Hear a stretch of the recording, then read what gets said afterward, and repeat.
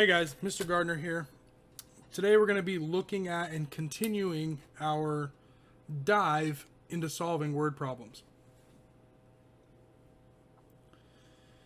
If you remember back to the first week of school, or the second week, I can't remember which, I'm completely screwing this whole video up. So if you look at that, you can see my progression from decent videos to these really crappy ones I'm making now. Alright, take two, and go. Hey guys, Mr. Gardner here, and today we're going to dive deeper into solving word problems using rational numbers. If you remember back to earlier in the year, I had you guys go over this document here and look at some word problems. We're going to circle back to this document because this is a really good strategy for attacking word problems. Now, I know some of you brought it up then, and you're probably thinking it in your head now. Well, how am I supposed to circle things on my computer screen and things like that? If there's a will, there's a way. I do it. If you really want to be able to do it, you can find programs on the computer. Epic Pen is one of them that you can use, and there's some others if you just Google it. So there are a way, but I don't teach it because of that. I teach it because eventually we're going to be back in class. I'm going to murder you! Go! Go, Roxy! I'm going to lose my mind. Go! Go under the bed. Go somewhere. Get away. Go! Ween. Go!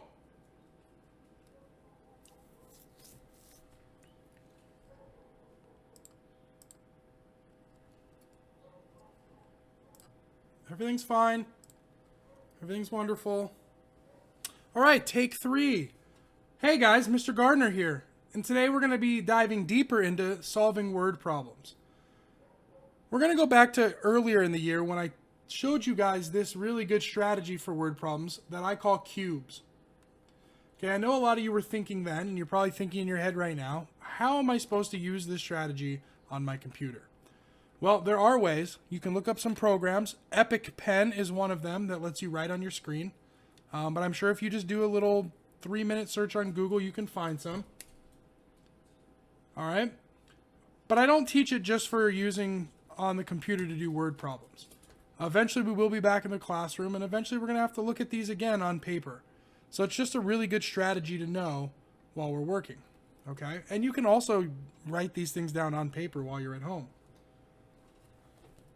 So if we look at the strategy and we look at this first problem, we want to start by reading the question, obviously. Should be number one. Read the question. Okay, R cubes. Abraham had $1,895.60 in his savings account. He deposited $237.54 that he got from his part-time job. He then withdrew $190 for his car payment and $795 for his rent. How much did Abraham have in his account? So first thing we want to do is circle the numbers. So I'm going to circle all these numbers that we had in the problem. All right, then I want to underline the question. Well, the question's usually the sentence that has a question mark at the end of it. So how much did Abraham then have in his account? So this question mark, that's usually a dead giveaway for what you want to underline. Okay, but sometimes it's a little trickier. All right.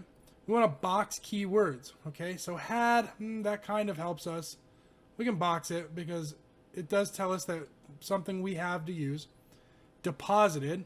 So if you remember back yesterday, the keywords you were looking up, deposited should have been one of those for addition. Okay, and then withdrew. That's another important keyword. All right.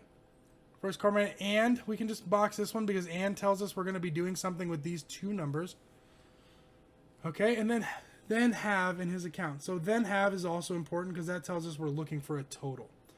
So that takes care of C, U, B. Let's evaluate. Okay, so E is evaluate. So what evaluate means is look at what you have. See if there's anything you can get rid of. Are there any numbers in the problem that don't make sense? Since everything's money, that's fine. So we don't have to worry too much about that.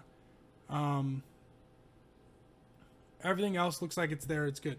There's no additional numbers in the problem that are going to throw us off. But sometimes there are. There's useless information. So we got to watch out for that.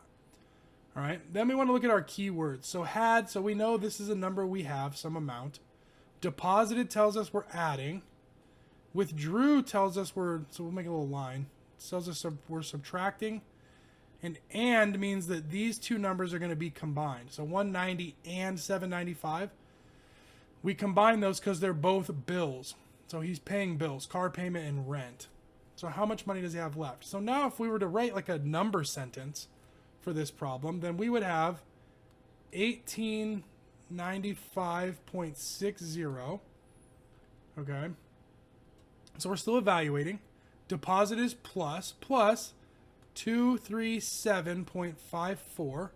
Now here's where it can get tricky. We can either subtract these two numbers, or we can add their negative values, right? Because subtracting is the same thing as adding the negative.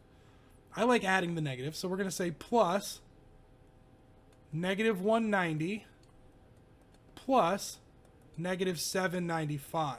Because withdrew tells us that these are negatives. These are minus numbers, right? So we can do plus negative, which is just the same as subtraction. Okay? If we're going to draw a picture, which says to draw, all right, we can draw something beautiful. Okay, so here's Abe. He's a dude, and he's going to the bank. All right? So he's going here to the bank. All right, so we'll put a $sign on here and let us know that that's the bank. Here's the door to the bank. Okay, and we'll just put the number there. He has inside of here 195.60, and he has in his hand some money from work, 237.54. And we know it's going into the bank, so we know that's adding to the bank. It's going in there. All right, and so when he comes out, here's Abe again. We can have him looking at his phone, or his giant phone, and that'll tell him how much money he has left in his account after he comes out of the bank. So there's his big phone. It'll have the amount that's there, and we'll like zoom that in so we can see that number right here.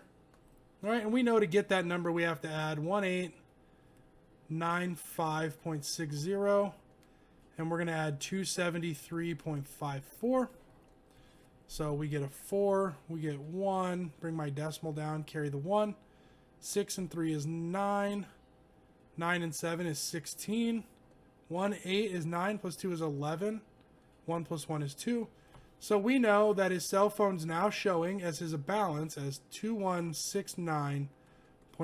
All right, so all right, he's got more money. So that makes sense. He has more than he had when he started because he added to it. Okay. Now he needs to go pay bills. So here and here, he is happy. Now he has to go give his money to somebody else. He's sad because he has to withdraw the money. So now the money's coming out of his account. And it's to pay for his car. It's a pretty sweet car. And his house.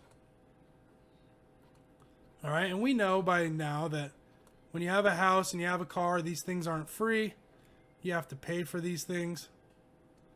Okay, and so this one costs him $190 every month. And this one costs him $795 every month. Okay, and again, we're adding negatives, right? So when we're adding negatives, what we talked about before, if you add a negative, it's the same as, right, subtracting. So we're just going to subtract that number, minus 190. Okay, we get a 4, we get a 1, decimal, 9, we can't do that, so we borrow. 16 minus 9 is 7, can't do that, so we borrow again. 10 minus 1 is 9, and bring that 1 down because nothing's subtracted by it. Oh, and then again, he's got this other bill. So again, we're adding a negative, which is the same thing as subtracting. So now we're going to subtract 795.00. And we can see it's got 4, 1, decimal. 4. Can't do that, so we borrow. 17 minus 9 is 8. 8 minus 7 is 1. 1 minus 0 is 1. So we can see after he does this, Abe is still pretty happy because he still has some money left. And he's looking at his phone, and it's telling him how much. And he sees that he has $1,184.14. All right, and that's what this would total. So 1184.14. And that makes sense because it's less than this amount. Even with this addition, he spent more on his car and his rent than what he added, so the number should be less than what he started with. So that makes sense. And that's just a quick drawing to make the problem make sense. All right, so let's look at this next one. There are 226 graders in Wayne's school. Wayne knows 1/3 of them from elementary school. Approximately how many of the 6th graders does Wayne know? So again, circle the numbers. 220, 6th, 1/3, 6th. All right. Underline the question again. The question mark's the dead giveaway. Yeah, don't cross it out maybe. Maybe try to underline it. And that's a little bit better. All right, then we want to box the keywords. Knows about 1/3, so we want to use that about. Okay. Approximately, that's a keyword. That's telling us we don't have to find the exact answer. We just have to be close. All right, how many? Telling us we're looking for some amount. Okay. Then we want to evaluate. So I know that when I'm evaluating 6th, that number 6, that doesn't matter. Okay. But I know that this is where I started. So start. And this fraction is telling me that I'm probably going to use division. All right. Because if you remember, like I've said, fractions, when you multiply fractions, that's just division. So really when you see a fraction, you really know you're using some kind of division. Okay. And then what we do now is we want to evaluate and draw. So if I'm going to write a sentence again, I know that I have 220 times 1/3 or 220 divided by 3. But if it helps to make a picture, you can do that. So the way I would make a picture is I would just make people. And I'm just going to call them groups of 20 because that makes it really easy to separate them out into groups of 20. All right, I'm going to have a whole bunch of people.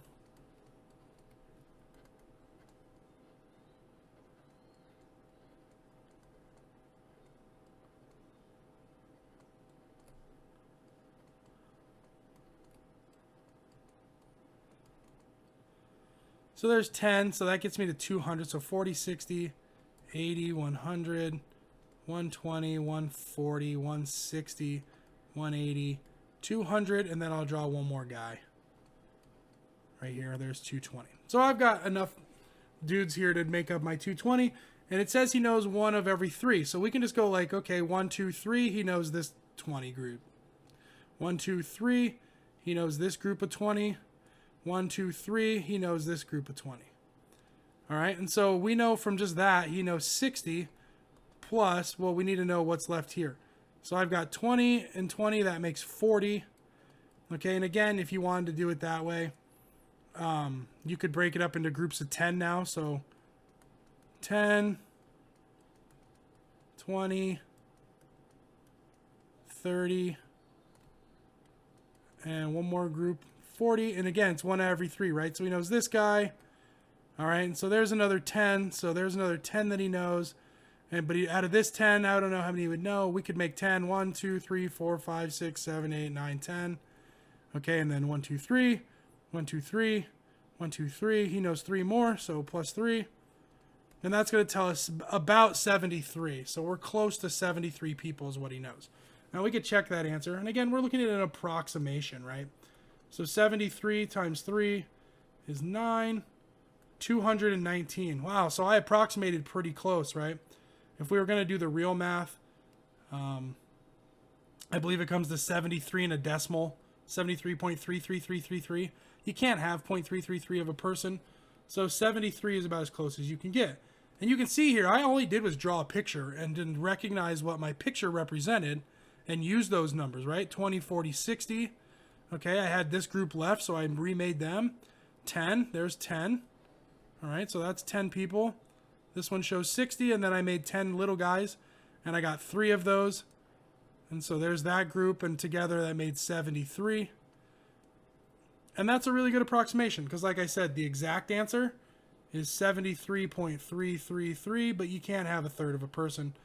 So 73 sixth graders is the right answer.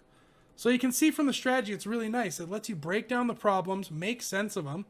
Obviously, you don't have to be a great artist, but, I am, so it helps when I'm doing these problems. But if you can just draw anything that'll help you model the problems, then you can get a good idea of what the answer is going to be.